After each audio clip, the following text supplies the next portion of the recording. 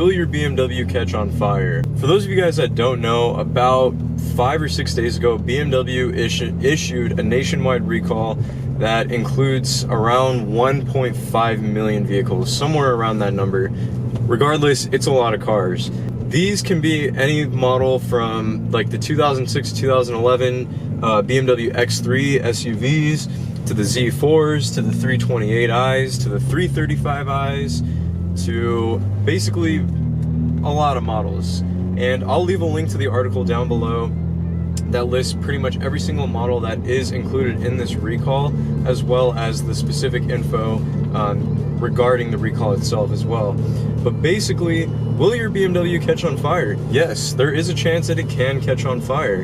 And while this is a very rare and extreme case, if it does, there is a chance. So recalls are starting December 18th, 2017, so you guys should get your cars done. You know, plug in your VIN into the little website thing, check to see if your car falls under the recall, and from there go forward with the repairs. Now, what exactly is causing the fires on these cars? Well, for years there have been reports all around the nation of these unexplained cases where BMWs would just randomly catch on fire. And most of the time, a lot of people thought that it was user error and people just had no idea what the hell was going on. They thought it may have just been an anomaly. However, that's not the case, because there had been enough strange cases reported of fires going on with cars for basically no reason, even when the car was shut off, that something was causing this issue. It couldn't have just caught on fire on its own. The X3s and the X5s and the Z4s and the 328i's and stuff, the ones that are included in the years 2006 to 2011, I believe, on the recall, basically what happens is over time and basically with the heat that's produced under the engine bay, the PCV valve, or the positive crankcase ventilation valve, can melt under high pressures and high heat, causing a fire in the engine bay and then obviously burning down the whole car essentially. The 335i's and the 335IS's and those models between the years 2007 to 2011, I believe, which are under the recall, what happens is the wiring for the heater and air conditioning systems actually can tend to melt or go bad, causing a short circuit on the system, and then like the blower motor apparently can catch on fire when that happens.